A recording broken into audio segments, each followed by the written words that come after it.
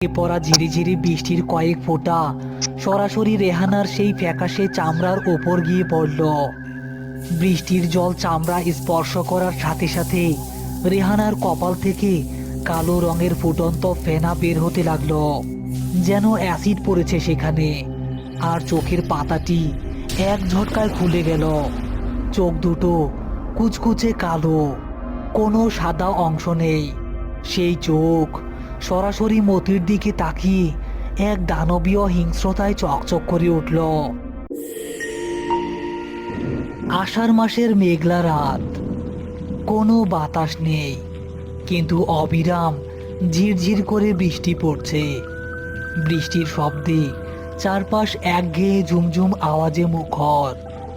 কাদায় পা ডুবিয়ে শাহাবুদ্দিন আর মতি দাঁড়িয়ে আছে কাদের শিকদারের কাছারি ঘরের বারান্দায়।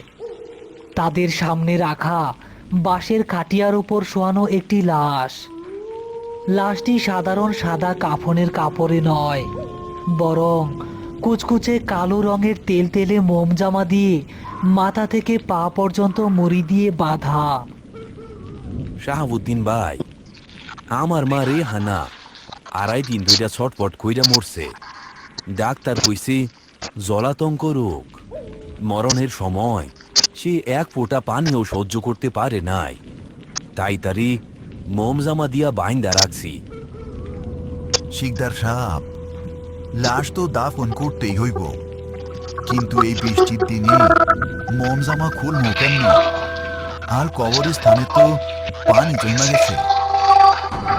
খবরদার মোমজামা খুলবা না। দাফন করার আগ পর্যন্ত এই কাপড়ের উপর যেন বৃষ্টির এক ফোঁটা পানিও না পড়ে।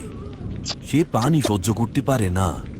পানি গায়ে পড়লে সে সে বড় অশান্তি করব। এই নিয়েও 5,000 টাকা কাম শেষ কইরা আইসা আরো পাইবা। উস্তাদ, রাইত বাড়তাছে, বৃষ্টিও থামার লক্ষণ নাই। চলেন ধরি। পানি ডরে মানুষ মরে শুনছি, কিন্তু মরা মানুষ যে পানি ডরায় এই প্রথম শুনলাম। তারা দুজনে মিলে কাঠিয়াটা কাঁধে তুলে নিল। কাদের শিকদার দ্রুত বাড়ির ভেতরে গিয়ে দরজা বন্ধ করে দিল। বাইরে শুধু রয়ে গেল ঝিরি ঝিরি বৃষ্টি আর দুই লাশবাহকের পায়ের নিচে কাদার চপচপ শব্দ। তারা হাঁটছে পিচ্ছিল মাটির রাস্তায়, খালি পায়ে হাঁটা কঠিন হয়ে পড়ছে। মতির মাথায় একটা জীর্ণ ছাতা, আর শাহাবুদ্দিনের এক হাতে হ্যারিকেন, অন্য হাতে খাটিয়ার বাঁশ ধরা। বৃষ্টির ফোঁটাগুলো যখনই কফিনের মোমজামার উপর পড়ছে, তখনই এক অদ্ভুত শব্দ হচ্ছে, যেন কোনো জ্বলন্ত কয়লার উপর পানি ঢালা হচ্ছে। উস্তাদ, কুয়াশা না, কিন্তু চারপাশটা কেমন জানি ধোয়া ধোয়া লাগতাছে। আর এই লাশের শরীর থেকে কি গরম ভাব বাইরেছে নাকি?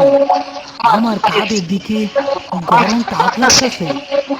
কথা কম কমতি, মুখ বন্ধ রাখলে শরীরে জোর পাওয়া যায়। বৃষ্টির পানি থেকে হ্যারিকেনটা বাসা। আলো নিবলে এই পিচ্ছিল রাস্তায় পথ চলা যাইব না।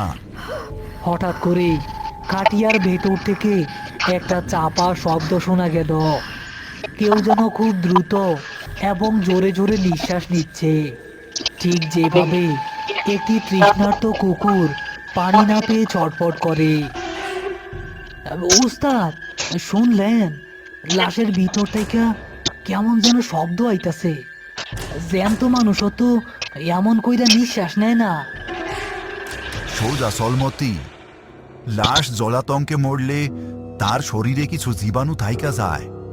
বাতাস ঢোকার কারণে এমন শব্দ হইতে পারে। ভয় পাইস না তুই।